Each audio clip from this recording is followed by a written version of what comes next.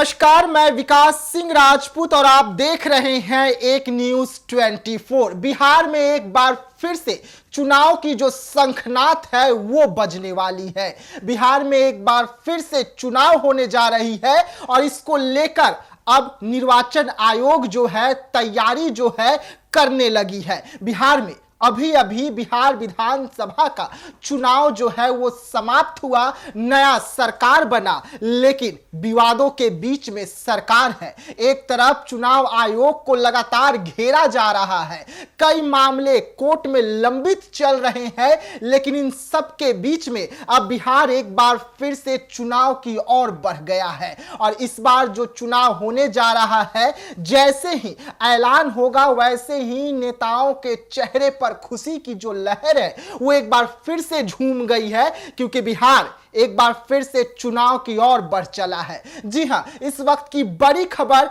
बड़ी अपडेट हम आपको दे रहे हैं कि एक बार फिर बिहार में बड़ी चुनाव की तैयारी जो है वो जोरों पर है और ये चुनाव पंचायत चुनाव है। जी हां, हर साल जिस तरीके से मुखियाओं पर लंबी चौड़ी पैसे की जो खर्चे होती थी, अब उसका हिसाब किताब होगा और जनता एक बार फिर से अपना नया मुखिया, नया नेता जो है गांव का उसे चुनेगा। जिस तरीके से मुखियाओं का चुनाव होता है उसको लेकर इस बार कुछ कई बदलाव के और जो है निर्वाचन आयोग बढ़ा है। देखिए, मुखिया, सरपंच, साथ ही साथ वार्ड और कई पद अधिकारियों की नियुक्ति जो है चुनाव के तहत किया जाता है और उन्हें वोटिंग करके जनता अपना नेता चुनती है। लेकिन इस बार जो चुनाव होने जा रही है वो बदलाव के साथ होने जा रही है। जो बड़ी अपडेट जो है निकल कर सामने आ रही है, जो सूत्रों के मुताबिक जानकारी मिल रही है, यानी कि अप्रैल से जुलाई के बीच में 2026 में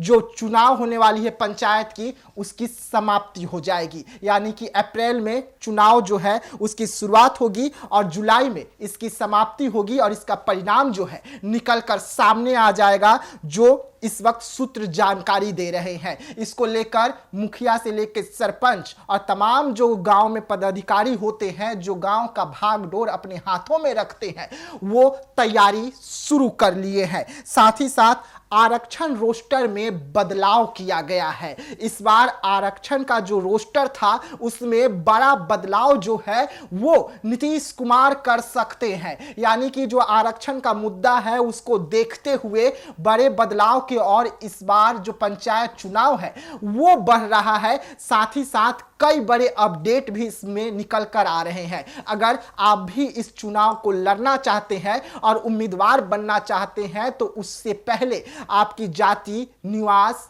आय, तमाम जो कागजी कार्रवाई है उसे पूरी करके रख लेनी जरूरी है, ताकि नामांकन के वक्त आपको कोई दिक्कतों का सामना करना न पड़े।